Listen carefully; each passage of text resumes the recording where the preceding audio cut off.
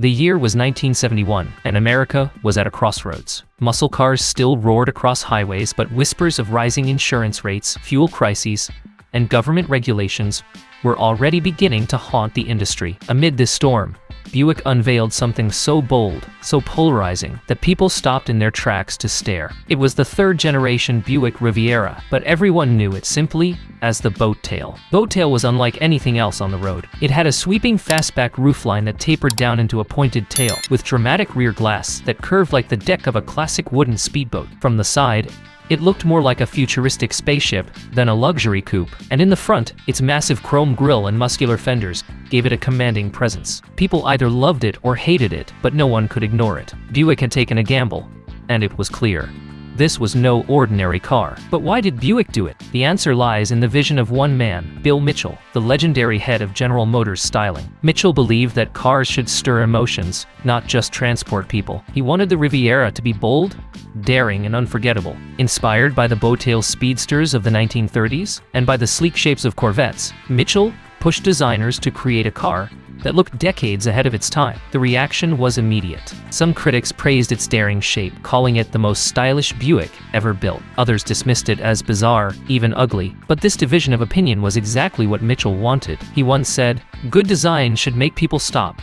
It should make them argue." And with the Boat-Tail, people certainly argued. But under the skin, the Riviera was more than just a radical design. It carried the spirit of performance and luxury in equal measure. Buyers could choose engines like the massive 455 cubic inch V8, delivering effortless power to match its dramatic looks. Inside, drivers found a cockpit designed for comfort, with plush seats, wood trim, and futuristic controls. Buick wanted the Riviera to compete with Cadillac and even challenge European Grand Tours. The world didn't fully understand it at the time. Many buyers, accustomed to safer and boxier designs, hesitated. But looking back, the Boat-Tail wasn't just another American car. It was a statement, a vision of what cars could look like in the future. And though critics couldn't see it then, the Boat-Tail was planting seeds that would influence automotive design for years to come. Yet, the story doesn't end with its looks. Because behind the radical design was a bigger question. Was the Boat-Tail too far ahead of its time? The early 1970s were supposed to be the age of excess.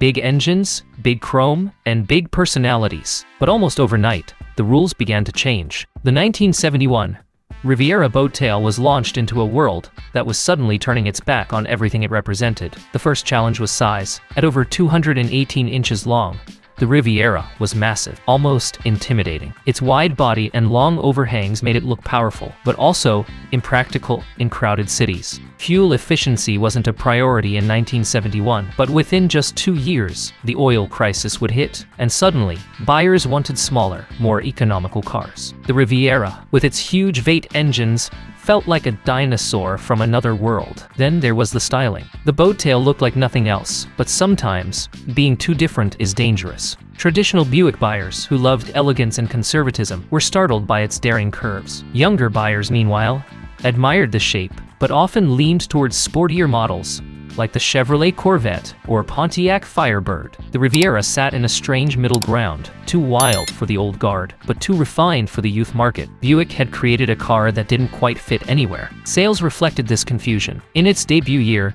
the Riviera sold decently, but not spectacularly. By 1973, with the oil crisis looming and insurance rates skyrocketing, sales were slipping fast. Buick was forced to tone down the design in later years, smoothing out the radical Boat-Tail into something safer, more conservative. The boldest Riviera in history was already being tamed. But here's where the story takes an interesting turn. What critics mocked in 1971 became visionary in the decades that followed. The fastback rear, the flowing lines, the fusion of performance and luxury. These ideas would resurface in the 1980s, 1990s, and beyond. Cars like the Chevrolet Monte Carlo, the Chrysler Crossfire, and even modern sports coupes borrowed elements that the Riviera pioneered. The Boat-Tail, misunderstood in its own time, had quietly predicted the design language of the future, and this is why enthusiasts today look back with admiration. They see a car that dared to be different when everyone else played safe. They see a car that was punished for being too bold, too fast, too beautiful for its own era. The Boat-Tail Riviera wasn't just 10 years ahead, it might have been 20. But if it was truly ahead of its time, why didn't the world embrace it? The answer lies not only in styling, but in what was happening to America itself. By the mid-1970s,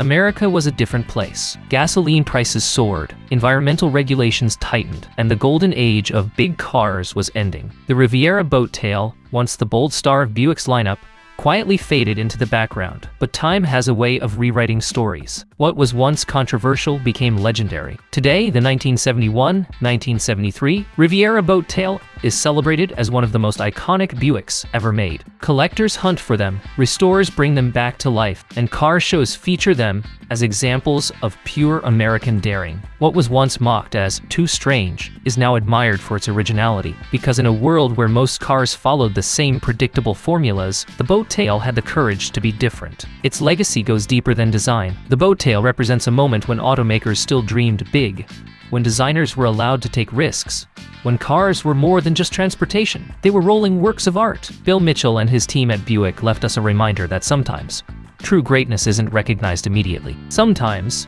the cars that fail in the showroom become the legends of history. Think about it.